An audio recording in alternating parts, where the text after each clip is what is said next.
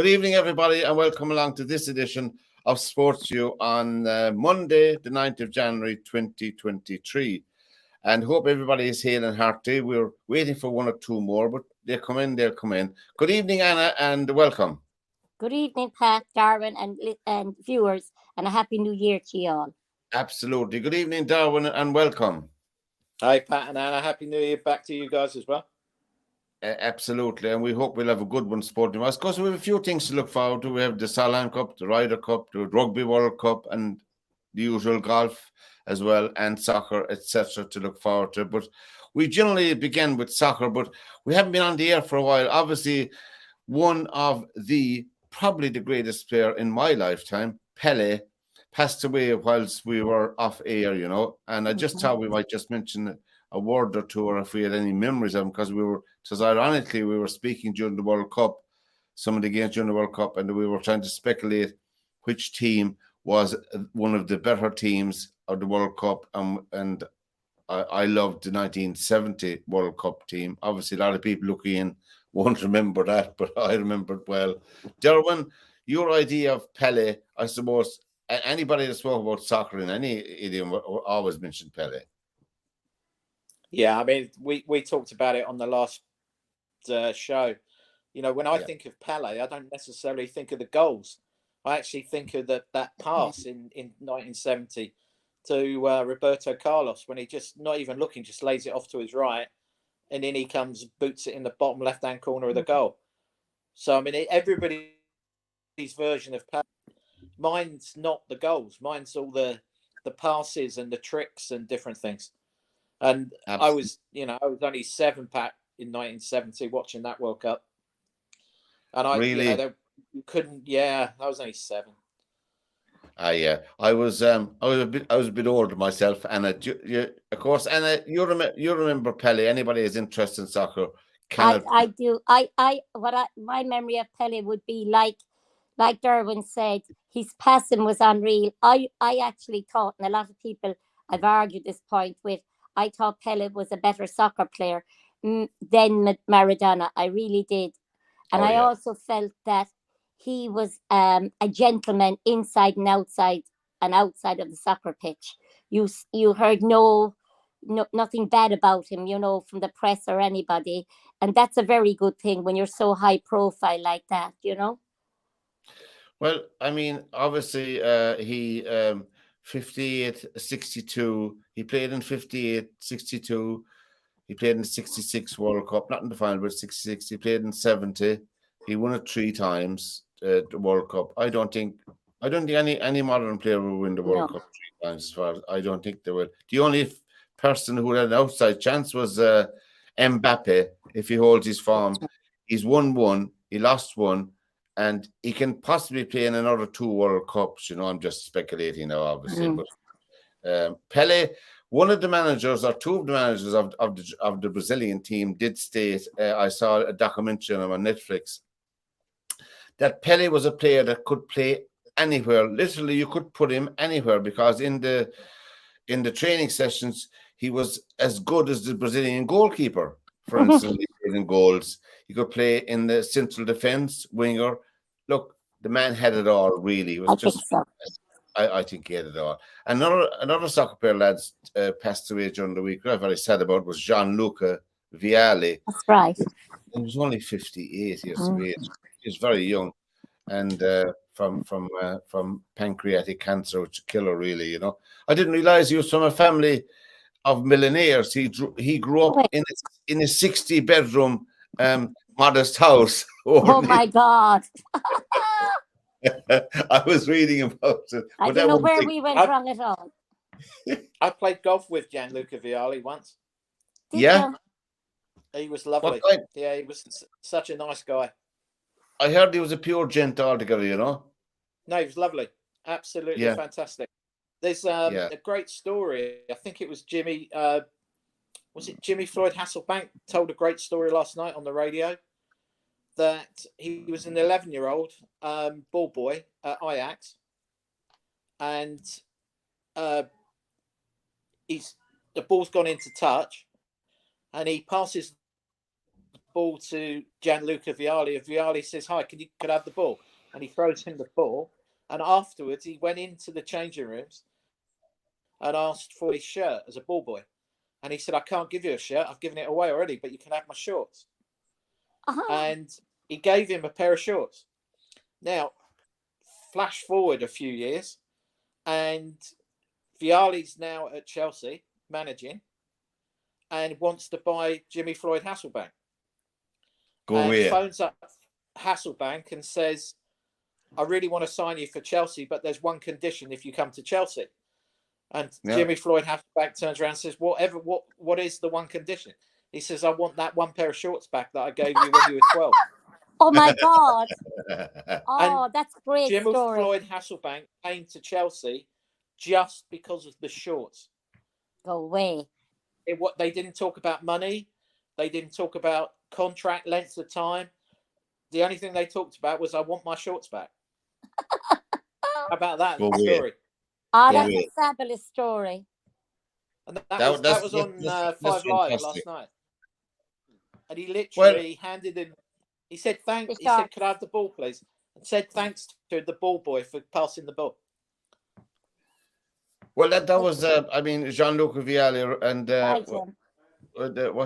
what's the manager's name? Or the Italian manager's name? Oh God, it's gone out of my head. They were the best. They know each other from Mancini, Roberto Mancini. Yeah, they knew each other over 40 years, and it was very sad. I saw Mancini being interviewed. Obviously, he was speaking Italian, but I knew by his expression, by the gist of the conversation, he was absolutely distraught over it. Somebody like that. Frank Lampard was as well. Yeah, but I believe Lampard didn't play at Chelsea during the time. Did he not? No, he missed Vialli. I think he came when Mourinho took over. And he said that he was in tears on BBC during the FA Cup. Oh dear. And he said I didn't play for him or anything like that. It was just interacting with him as a player and then as a manager. Yeah. It's just that he's a lovely guy. No, that was our little tribute. I mean, yes, got there on him, and may he, his family obviously are the people left behind, but he left an indelible mark on the game of soccer. That was Gianluca Vialli. Now we had the matter of the FA Cup going on in Britain, in England over the last week or 10 days, and obviously Man City had their routine win in the cup. Liverpool were lucky; they were held to a draw by Wolves, but that goal. Did you see that goal, Anna, at all? That was. I actually said before they said it was offside. I said to my daughter, my grandson, "That's offside," and they were saying to me, "It's not, ma'am. It's not." I said, "It is." I said, "I genuinely did think it was offside. I thought your man coming in from the left-hand side was offside." Right. But I don't know what's happening with Liverpool. I really don't. And I said that before the start of the season, because they have so many injuries. There has to be something wrong in the training ground. I don't think so. I think what's wrong with Klopp, and it happens to a lot of managers, this is my opinion, Derwynne, if you're, is that he's kept faith with players too long. It often happens to managers. It's not a fault, it just happens, that they put their faith in so many players for so long. I mean, there's Van Dijk is gone. Is a serious player. I mean, that's been evident last season. I don't know what you think, Derwynne, is wrong with Liverpool. I don't know. I mean, it just doesn't look. They just don't look. No, don't look right. They don't look cohesive when they're playing, or it's all a bit disjointed and stuff like that. But I also think there's a little bit of kickback as well from this World Cup. I think some of the players, like you said, are coming back with some injuries and different things, and niggles or different things. Derwynne, I'll tell you something, and I said it here the other night.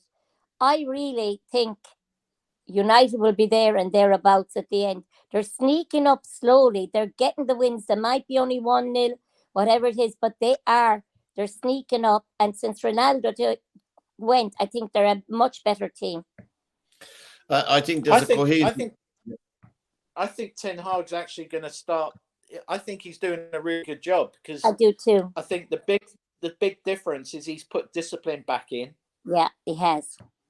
And I think the players now realise that he's not like the others. He can't be bullied. No. He's not going to be bullied. No, and he'll get rid of them if they don't. Like, I mean, who was it last week? Rashford, was it?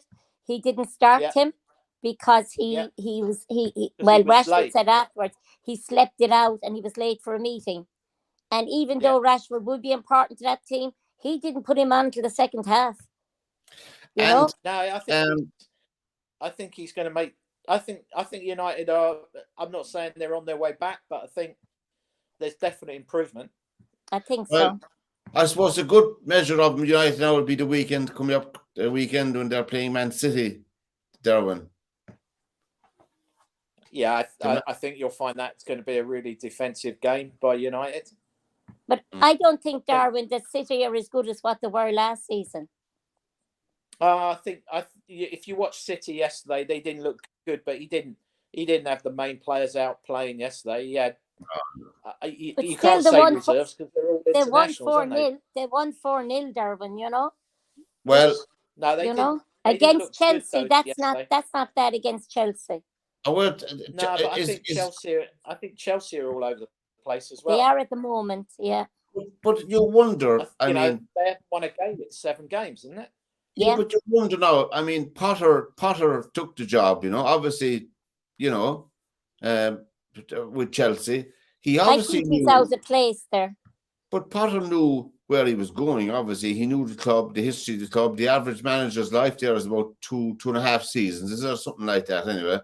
And he left a highly respected with Brighton. He left that club where he built a fantastic team. He had structure. He was really in charge of the club as a manager. In Chelsea, I think that it's a steep learning curve for Potter, and I really feel, I feel looking in from the very, very long outside, he doesn't know what he's doing. I think he's out of his depth.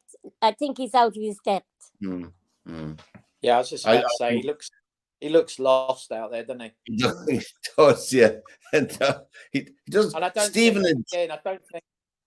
think he's got players in form either. I mean, no. Havertz looks all over the shop. Mount, to me, runs hot and cold. There's a few teams that just don't look right at the moment. Yeah, and he doesn't. Arsenal are still holding their form. I thought the second half that Arsenal would start, we say, going down a bit, but they're holding it, lads. They really are. They're a good team.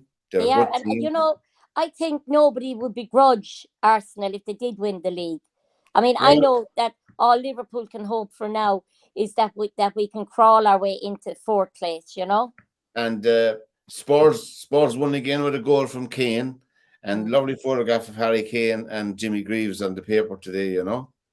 And nice to see Derby County had a good win. I like to see clubs like Derby County. You know, the old football grounds are still intact. A few of them around Britain. I like to see matches played in those grounds, like, you know, Derby County. It was good. I enjoyed watching Stevenage beat Villa. Yeah, I saw that on ITV. Wow, that was something. That was. But I'm just looking at there that if Man City and Arsenal win their next one, is it that they'll actually they'll be playing each other in the next round, the round after that of the FA Cup. If Arsenal win tonight, they'll be playing City. They've got City, yeah. That'll be a good one. One of them will go, wouldn't it? Yeah. What about Arsenal for the league and cup double, huh? No. Brighton won their match as well. Brighton beat Middlesbrough. Middlesbrough are doing very well under the new manager, and they came from second or third last. They're up in the playoff positions. Carrick's doing really well, isn't he? He did fantastically well. I was reading about him, you know, Michael Carrick.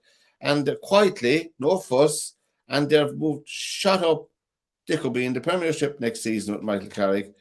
Grimsby, Joe will be lucky this up for Grimsby Town had a 1-0 win in the cup, but they're into the 4th round now. They beat Burton Albion, and in locally, and before we leave soccer, Fairview Rangers had a good win over the weekend, 4-0, 4-0, and was it, no 3-0, and Pike Rovers won 4-0 at Nina. So they're top of they're chasing each other on they're chasing each other. We got 3 new signings. I can't think of the 3 of them, but I know one is a very good buy. Cian McNamara is his name. He came from Charleville. He did, Cian McNamara, and Martin Rainsford. Martin Rainsford. I think he came from did he Regional. come from Regional? But there was another lad, I don't know whether it was Nina or not, and I don't know his name really, but that young McNamara played the other night, and he's number 9. He was very number 8, sorry. He was very, very good. Very good. SportsView, and Shane Tracy is with them as well. Yeah, they're doing well anyway, as usual. I'm Piker seem to be always thereabouts and Fairview. Yeah. And they're strong junior teams anyway, there's no doubt about that. Treaty United, just before we leave soccer here locally in Limerick, down Treaty United have made a few more signings, so they're gearing up for another crack at getting up to the Premiership. But and our own Roy Keane, as we said, was interviewed last night on a television program. I don't know, did anybody see it? No, Roy. And he was interviewed by Tommy Tiernan. It's a one-to-one interview, and he tried to draw out stuff out of Roy, but I'm afraid he struggled for all of 30 minutes to get anything meaningful. The beard's gone. Yeah. The beard is gone. Yeah. The beard's gone. He's got that silly sort of Mexican moustache going, hasn't he? And when Roy Keane was young, he boxed with Mayfield in Cork. He did. He did. Wow. Yeah. He did. And SportsView is the program on LairMedia.tv. Tell all your friends about us, and email info@lairmedia.tv for all your comments as well. Press the red button on the right hand side to subscribe to our channel. John Ram won the first tournament, I suppose, of the new year, Derwynne. He came from 6 or 7 shots behind to beat Morikawa. Now, I mean, the bookies weren't taking the more bets on Morikawa locally, and I can tell you that because he was so far ahead. They had him as the winner. Well, Sky Bet had a bet last night, yesterday afternoon, 6-1 if Rahm finishes second. Yeah, and they actually phrased it that it didn't finish in second, but in reality, it was if he wins without Morikawa playing. So they actually discounted Morikawa. And if Rahm comes second, he's basically won it. And it was 6-1. So I had a $5 on that last night. Get away. Anyway, John Rahm won minus 27 under. He shot a final round of 63, and Morikawa is 72. Yeah, Kapalua a hotel golf course. And it's next week with Sony, or a wine opener. It used to be called the Sony. They'll rip Kapalua apart. I mean, they'll do the same next week. They're hotel courses. They're not set up for big tournaments, even though they host big tournaments. And it's why a was it golf course? There's no rough. Why was it held there? Was it money? No, tradition. It's always held there, and this week, same venue every week. They put a lot of money up. The hotel puts the money up, so it's a big tourist destination. Yeah. And Seamus Power finished at minus 15, which would be a decent figure to win most golf tournaments, but he was all of 12 shots behind the winner. I mean, they could do 30 under this week. Go away. Wahiki or something, whatever it's called, Wahiki or something. They could easily do 30 this week. Go away. And Seamus Power won $233,000 for his troubles anyway, And if you watch any of the golf this week, behind the 12th green on this golf course, there's the hotel chain is Westin, and there's a big W that's been created with palm trees right behind the 12th green. Go where? I must have a look. They've planted palm trees at angles, and they've created a W for Westin Hotels. Now, Derwynne, and I don't do you know while we're on golf, Adam Scott reached the milestone over the weekend, as you know. Now, Derwynne, that's one for you now. I read all these obscure little lines, so for my sins, I've nothing else to do. And I know nothing about golf anyway. You reached $60 million winning on the circuit. Wow. Adam Scott, as a result of his check, it added up. It brought him over to 60 million. Very few. Huh? His career to date. So, I mean, very few golfers. His career earnings. I think there's only about 6 or 7 golfers have reached that figure in the world. You know, obviously we know 2 of them off the top of our head. 3 of them, Mickelson, Woods, and McIlroy, and Scott. I don't know who else is there now. I didn't look down at the rest of them, but it's an incredible long career he has. I always liked watching Adam Scott anyway, Derwynne. Did you ever see him playing? Yeah.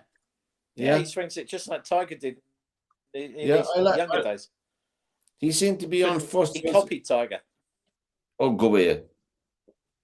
So now he copied him as a kid, We have this year again. We have the last year I didn't get to it, but we have the Irish Open. The Ladies Irish Open is consolidated this year in September again for the Dromoland Castle here down the road and from us. So the Ladies Irish Open is good. So it'll have added thing this year because a lot of the golfers will be using that potentially as a warm up, Derwynne, for the Solheim Cup.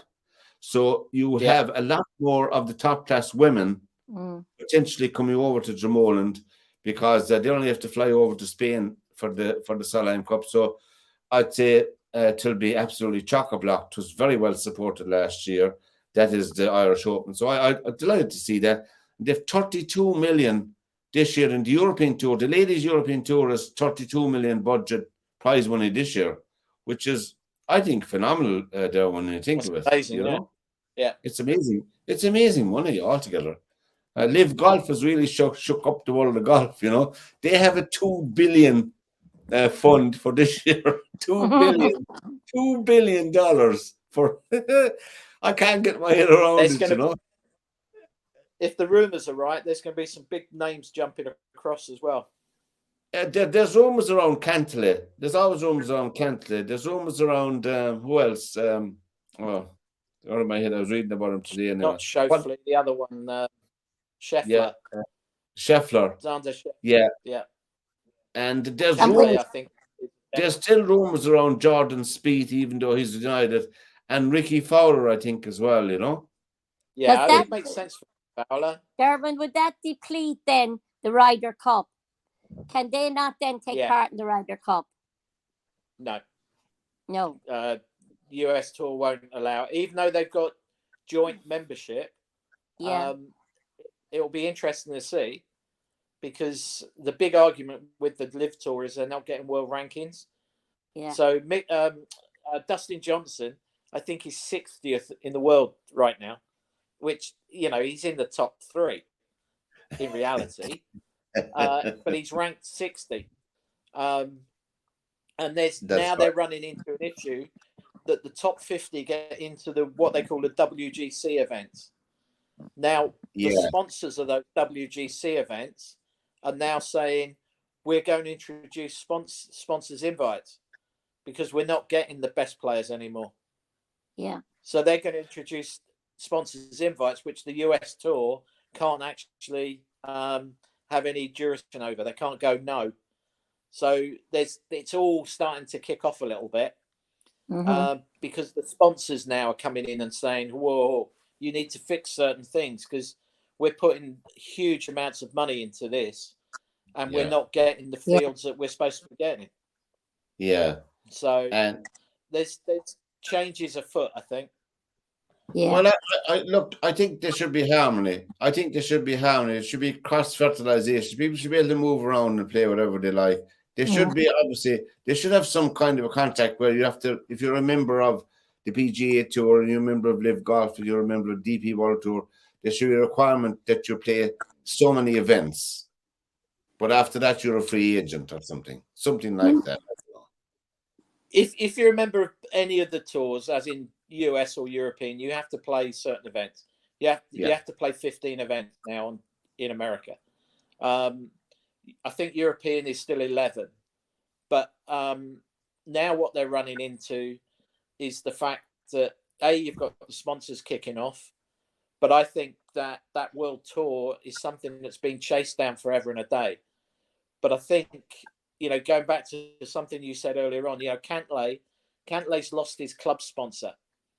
He's actually out there playing with whatever equipment he wants to play with, which suits him. But he'll have a plain bag. So he won't have Callaway on his bag or TaylorMade. Oh, I have you. Oh, I see. No sponsorship.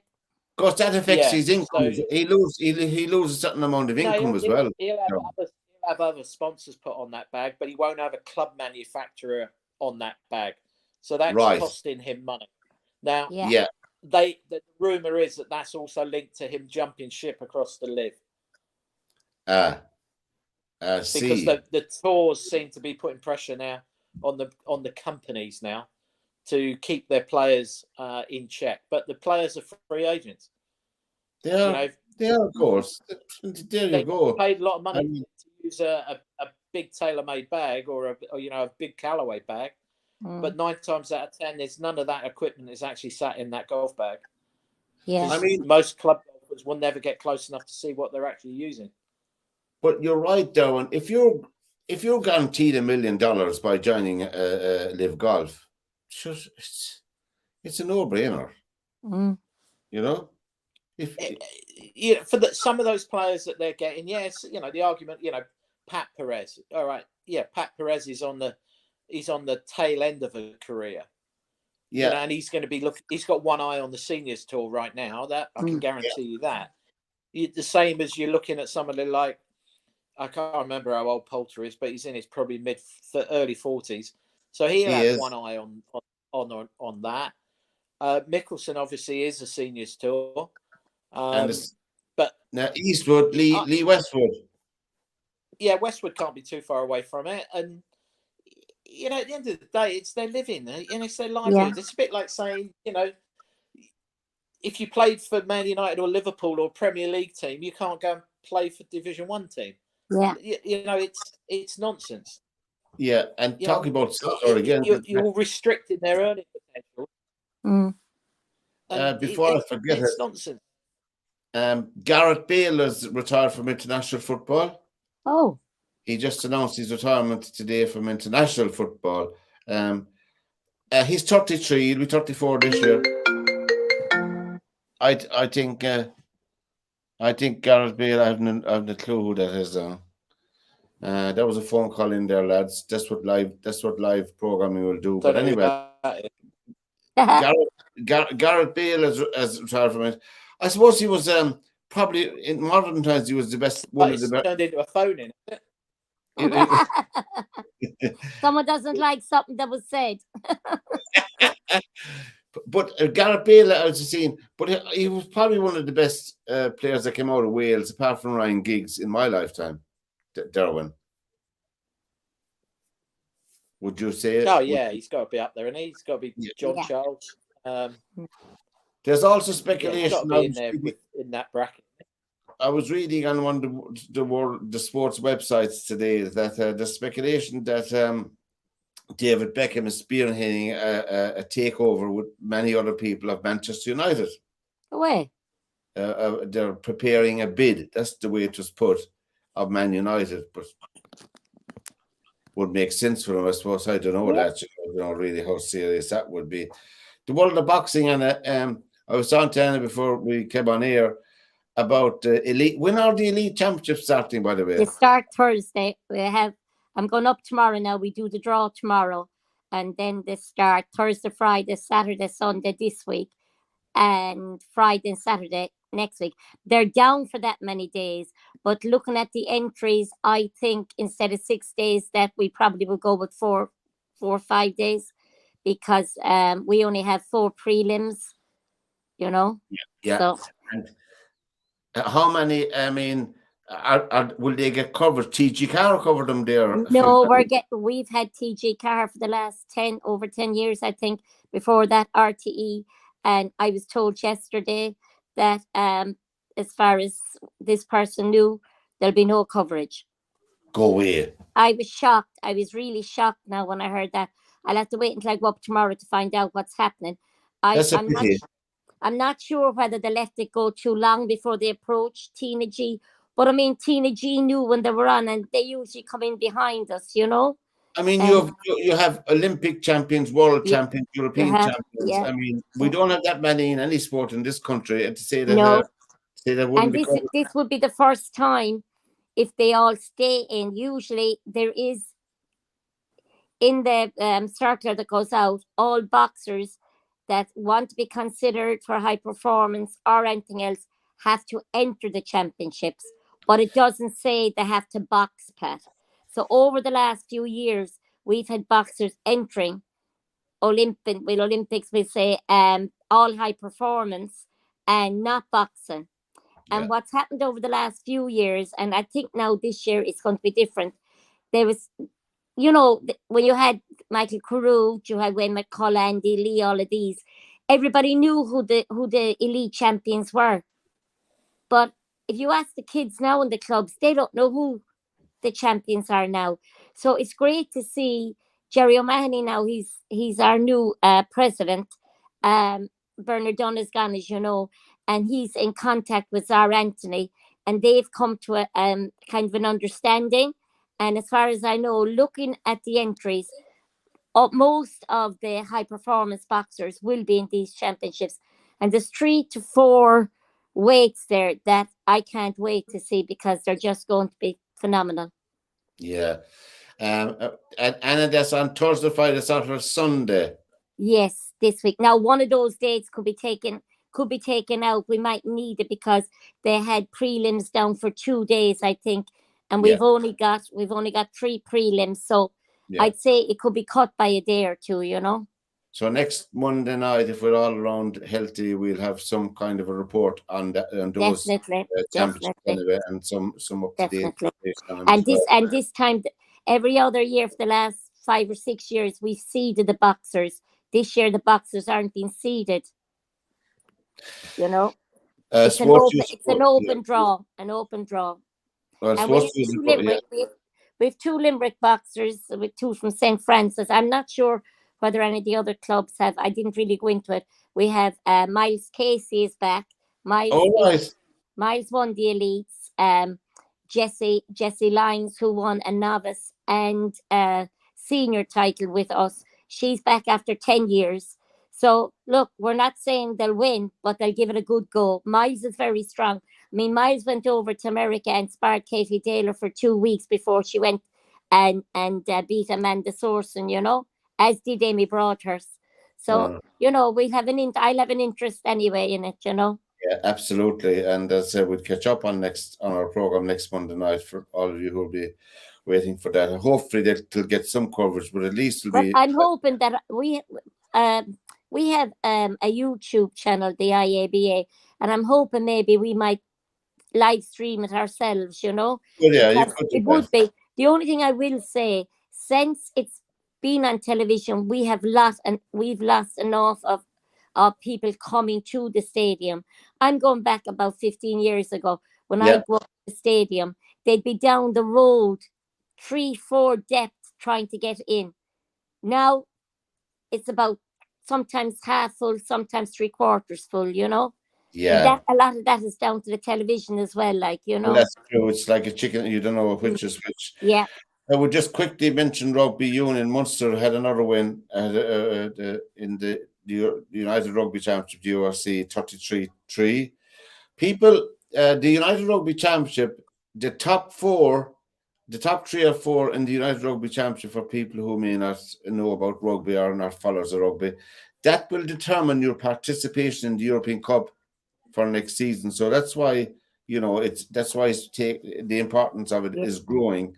Benetton beat Ulster over in Italy with the last kick of the match. I saw that myself. I saw the highlights. They got a penalty, 31-29. It's very unlucky. Connacht beat the Sharks, and Leinster had a win over the Ospreys. Now, Ronan O'Gara is still serving as a long suspension of a 6-match suspension or something, but his team trashed Toulouse, which was a fantastic win for them in the top 14, La Rochelle. They'll be playing in the Champions Cup. They'll be playing, I don't know who they're playing next weekend. Is it Leinster? Or forget them. They're playing an Irish team anyway. They beat them 30 points to 17. So they're up there and joined second place in the top 14. A lot of money in rugby in thing. We have the Rugby World Cup, lads, coming up this year in France. There's only one team outside of we call the traditional big three in rugby. Australia, South Africa, and New Zealand are the big three in rugby. And England are the only ones who've won the World Cup outside of those three teams. Wow. You know? Yeah, they're the only ones Rugby World Cup. So I'm just wondering now, there's been a lot of money on, you can't go by betting. Betting has a lot of rumors and stuff. Australia are being fancied in a lot of places. They're not consistent, but they're a very good team. Australia, young team, emerging team. I don't know myself. Derwynne, do you have much looking forward to this, or have you an interest in watching it? Poor old Eddie Jones got the bullet in England, you know. They didn't leave him there. So yeah, I'm interested to see what the Six Nations is. Interested to see what the Six Nations is like with Gatland back. Yes, Gatland is back in Wales, isn't he? I keep losing you here. Yeah. Gatland is back in Wales, so I suppose when Gatland is an old back for Wales now. Yeah, Gatland has been around the block a lot of times, you know, and he will have the experience. He will know how to prepare a team. There's no doubt about that, you know. And I think they'll be well prepared. Scotland will be well prepared. I don't know myself about our own chances. Ireland, they haven't far to go anyway. They've only to go over to they only have to go over to France anyway, across the way, and over to the Rugby Union World Cup, which would be a good spectacle. I'm saying about England now and their manager gone. Is it not a bad time to get rid of a manager? Would another manager have the time to prepare that team for a World Cup when it's only less than 6 months away, you know? Well, there's two ways to look at it, I suppose. Eddie Jones had a team around him, you know, him running the team, you know. And so if the rest of his team are still in place, the new manager coming in would obviously rely on that, you know. I don't know. Yeah, because I mean, you couldn't start changing tactics or things like that at this stage. It'd be too late. That's just my opinion. I do like rugby, but I wouldn't be very high up in rugby. Do you know what I mean? Yeah. But you had the women's interprovincials over the weekend as well. You know? Ireland, the Munster one. Munster won. They beat. Yeah. Munster won, was it 37-0 or something like that? Yeah, they had a big win. They had over Ulster and Leinster beat Connacht as well, you know. So both Munster and Leinster seem to be a bit ahead of Connacht and Ulster, you know, because I think the game Munster, I think they had a bad start, but I mean, they only had a new manager, and I think now that things seem to be settling for them, you know. And Niamh Briggs is the is the manager of the team. So she's pretty good herself, you know, and she's pretty well clued in, you know. And we will just finish you up there, Derwynne, on rugby. We don't know who's going to win it. I mean, obviously the usual suspects will be. We think that England will be okay. If they probably kept the team that Eddie Jones is working with in any team, you know, and so the new manager of England will be able to fit in there pretty well, you know. They'll have a big say. They'll have a big say in the World Cup, I think, myself and rugby. I think so. I don't think they've been playing well for the last 2 or 3 years, you know. Yeah, you know, I don't know myself. I don't know.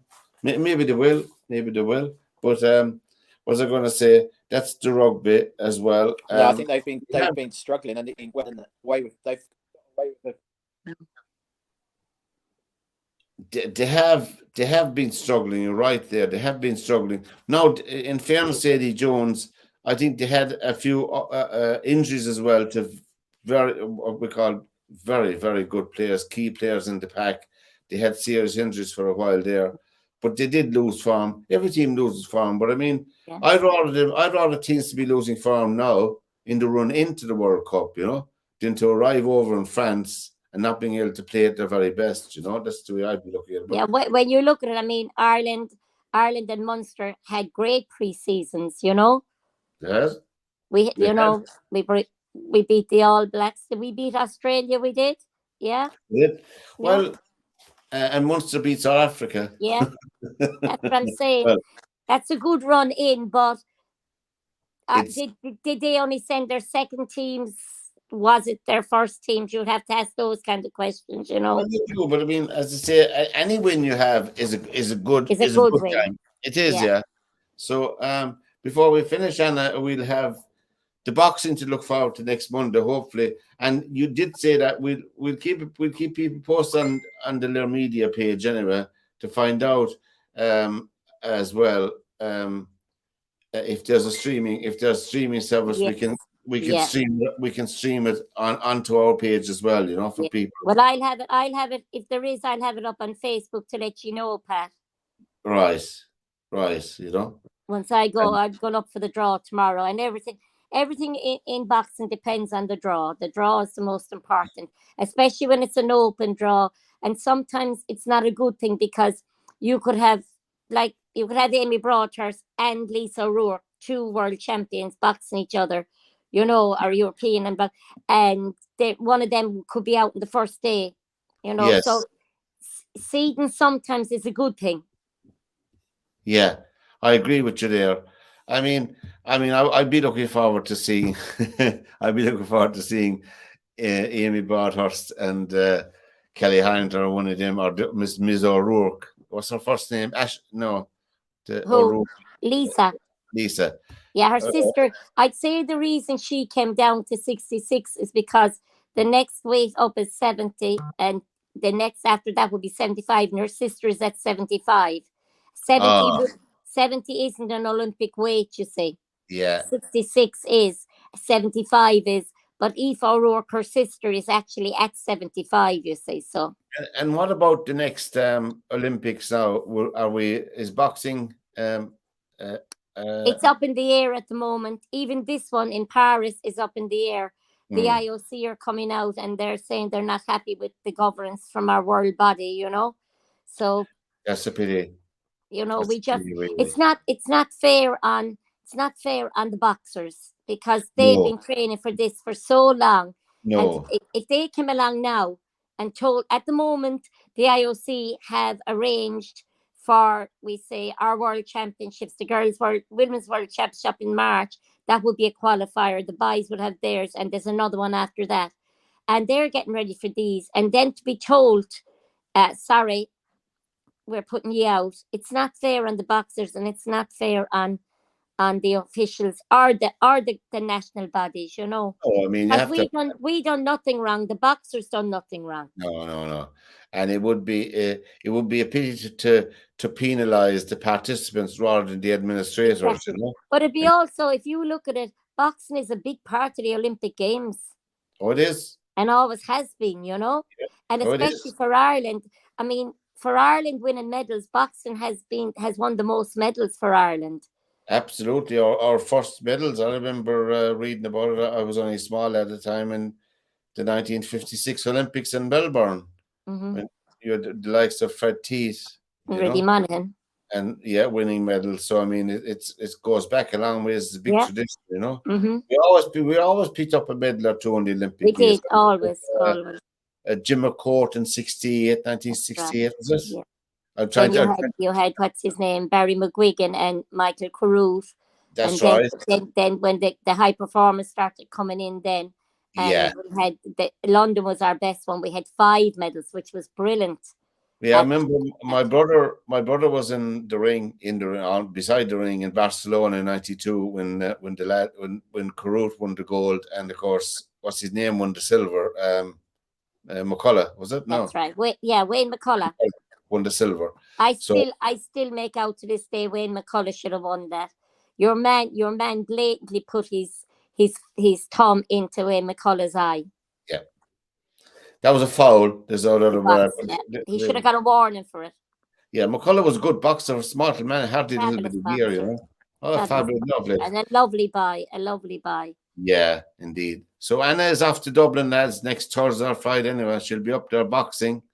And from this edition of SportsView, Anna, it's been a pleasure having you along again. Derwynne has gone off to whatever he's doing. We didn't ask him. That's his own business. And thanks to Derwynne as well for participating tonight. And until we see you again next Monday night, take care and good night and God bless. Night, Pat. Good night, viewers. Goodbye.